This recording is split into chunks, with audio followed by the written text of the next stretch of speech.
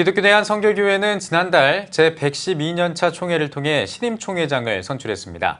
새로운 리더십과 함께 교단 부흥을 넘어 한국교회를 향한 다양한 사역들을 계획하고 있는데요. 네, 오늘 뉴스 더보기 시간에는 기독교 대한성결교회 윤성원 신임 총회장님과 함께 총회장 임기 동안의 포부 그리고 교단의 발전과 부흥을 위한 계획에 대해서 이야기 나눠보도록 하겠습니다. 총회장님 안녕하십니까? 안녕하십니까? 예. 자, 먼저 축하드린다는 말씀 먼저 드리겠습니다. 감사합니다. 예. 자, 기독교 대한성결교회 112년차 총회장으로 취임을 하셨습니다. 취임 소감을 좀 듣고 싶거든요. 예, 하나님께서 우리 기독교 대한성결교회 자랑스러운 교회 총회장으로 세워주시는데 하나님의 선하신 뜻을 이루어드리며 우리 모든 성결인들의 마음을 모아서 서로 대화하고 소통하며 무엇보다도 온유하고 겸손한 주님의 마음을 닮아 우리 성결인들을 섬기고 한국교회 하나 되는 일에 힘쓰겠습니다. 예. 네. 감사합니다. 예. 네, 총회장으로 취임하시면서 임기 동안 여러 가지 계획을 세우셨을 것 같아요. 어떤 계획들 세우셨나요? 예, 우리 교단은 우리 선배님들이 모든 조직이나 부서들을 꼭 맞도록 완비되어져 있습니다. 예. 그래서 총회장이 된 저는 무슨 특별한 사역을 하는 것보다는 기존 조직들이 위원회와 부서들이 본연의 임무를 잘 감당할 수 있도록 적극적으로 후원하겠고 총회장으로서 저는 교단의 대표적인 상징적인 역할을 감당하려고 하겠습니다. 네. 예, 알겠습니다. 자, 취임사를 들어보니까요. 교단의 표어를 희망찬 미래를 열어가는 성결교회로 정하셨고 구체적인 실현을 위해서 6대 비전을 선포하셨습니다. 희망찬 미래를 열어가는 성결교회로 이 표어를 정한 이유와 또 6대 비전은 어떤 건지 또 자세하게 좀 설명을 해주시면 좋겠습니다. 예, 저는 부총회장으로 1년 총회장을 준비하면서 에레미야서 29장 11절 말씀을 통해서 하나님이 우리에게 주시는 것은 희망이요 미래다라는 말씀을 받았습니다. 예. 그래서 희망찬 미래를 열어가는 성결교회라고 총회 표어를 정하였습니다.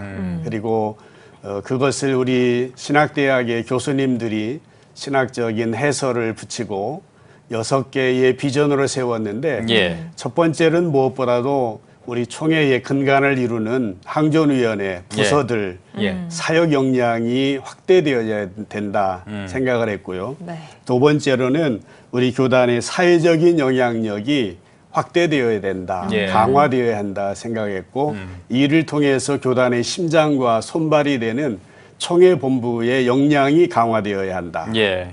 그리고 네 번째는 작은 교회 부흥, 다섯 번째는 다음 세대 부흥, 여섯 번째는 우리 총회의 지도자들의 역량 강화를 위해서 힘쓰도록 하겠습니다. 예. 네.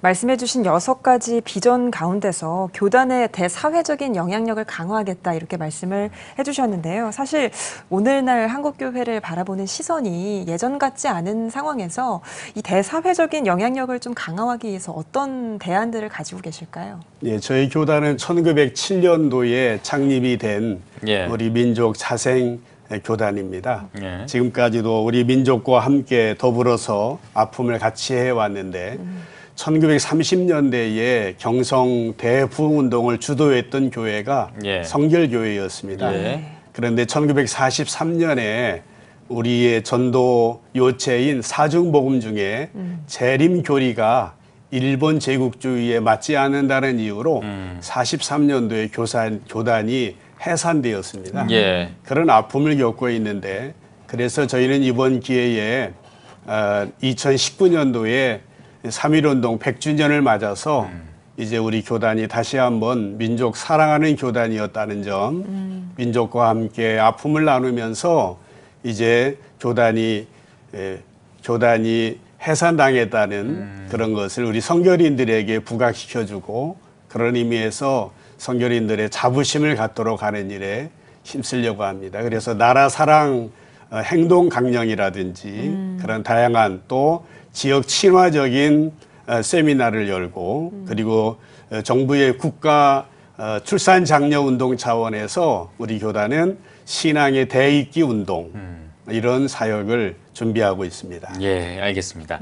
자, 그리고 또 앞서서 언급해 주셨던 그 6가지 비전 중에 하나 또 이 작은 교회라든지 뭐 미자립 교회라든지 이런 어떤 그 교회들을 좀 도와주고 싶다, 이렇게 부흥시켜주고 싶다 이런 말씀을 하셨지 않습니까? 한국교회에서 미자립 교회, 작은 교회 비율이 뭐 70%가 넘는다, 그 정도로 많다 이런 이야기들이 있는데 이 작은 교회들, 미자립 교회 뭐 이런 교회들을 위해서 부흥을 위해서 어떤 또 대안을 가지고 계신지도 듣고 싶습니다. 네, 우리 교단은 해외 선교와 더불어서 국내 선교위원회가 왕성하게 활동을 하고 있습니다. 예. 그래서 국내 선교회를 적극적으로 후원하겠고요.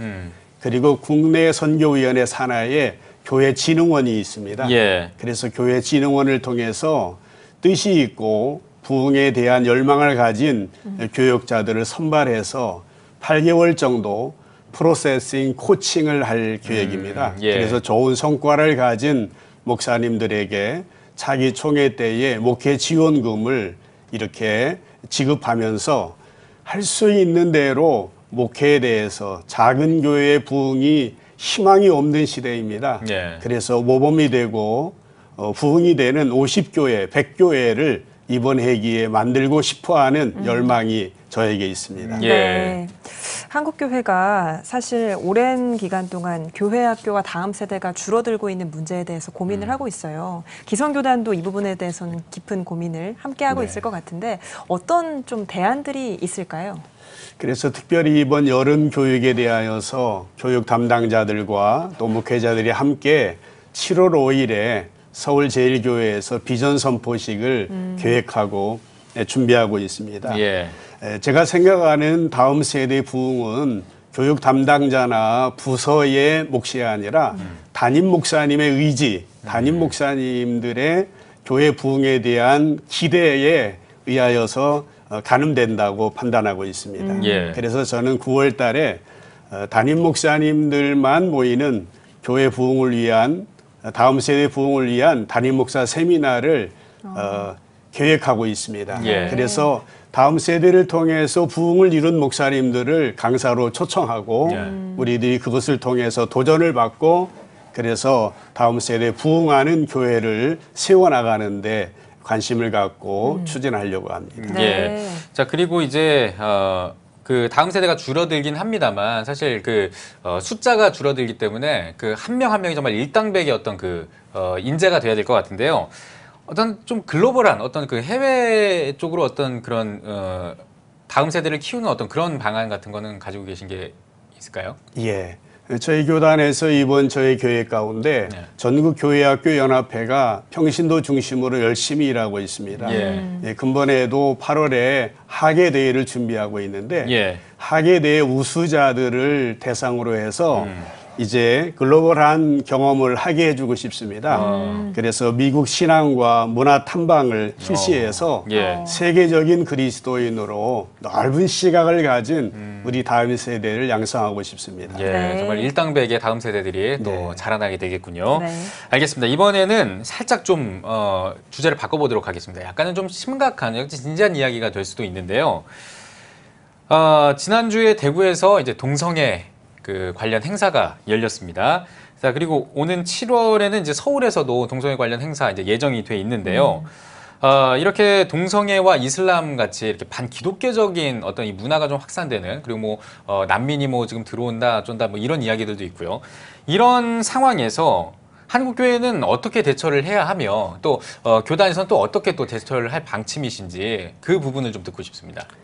이 문제는 말씀하신 것처럼 민감하고 예민한 사항입니다. 예. 하지만 우리가 성경의 정신에 따라서 하나님의 마음으로 접근해야 된다 네. 생각하고 있습니다. 예. 특별히 유연성 있게 생각해야 되는데 뱀처럼 지혜롭게 또 비둘기처럼 순결하게 또 거룩함을 지키면서 또 화평함을 따라야 하는 것이 우리의 몫이다 생각합니다. 예. 아닌 것은 아니고 죄인 것은 죄입니다. 예. 그러나 기독교가 특정 사안에 대하여서 예. 반대를 한다든지 배척한다든지 예. 단정하는 것은 예. 우리 한국 기독교가 1위 종교인으로서 예. 바람직한 자세는 아니라고 생각합니다. 예. 이해하고 사랑하고 건강한 교회를 세우고 행복한 가정을 세우며 정직한 그리스도인들이 이 세대의 영향력을 발휘할 때에 예. 당연히 자연스럽게 그런 세력들은 약화되어질 것이라고 생각하고 있습니다. 네. 예, 총 회장님 기침 한번 하셔도 될 것 같습니다. 네. 예, 예. 네. 감사합니다. 예, 매이신 것 같아서. 네. 예, 예. 한국교회가 마주하고 있는 여러 현안에 대한 총 회장님의 생각을 여쭙고 있는데요. 또 한 가지 이제 한국교회가 풀어야 할 숙제 중 하나가 이 분열에 대한 문제인데, 물론 기성, 예성, 나성 이 세 교단은 한국성결교회 연합회라는 연합체로서 하나 되는 모습을 보여주기 위해 노력을 하고 있습니다. 현황은 좀 어떤지, 앞으로의 총 회장님의 이 부분에 대한 계획은 어떤지 궁금합니다. 한국교회가 연합이 잘 안 되는 것으로 인하여서 목회자 중에 한 사람으로서 우리 성도들에게 죄송한 말씀을 드립니다. 하나 되는 일에 힘쓰도록 노력하겠습니다. 우리 성결교회는 기성, 예성, 나성이 10년 전부터 한국성결교회 연합회라고 하는 조직으로 교류하고 또 협력하고 교제하고 있습니다. 예. 이 일을 위해서 지난번에도 총회를 열은 바가 있고요. 한국교회 연합운동에 어떻게 보면 모델이 되리라 생각하고 있습니다. 예. 저희들이 물론 현재는 특별한 움직임은 없습니다만은 계속 지속되어지게 될 때에 하나님의 때에 아름다운 방법으로 이루어질 것이라고 믿습니다. 예. 네. 자, 그리고 또 하나, 요즘 이제 그 남북 정상회담 또 북미 정상회담 이후에 또 한반도의 이 평화 분위기로 지금 바뀌고 있지 않습니까? 이럴 때 또 우리 기독교 대한성결교회에서도 뭔가 이런 어떤 그 통일 시대를 맞이해서 어떤 역할을 좀 할 수 있을 것 같아요. 어떤 계획이 있으시고 또 어떤 바람이 있으신지 좀 듣고 싶습니다.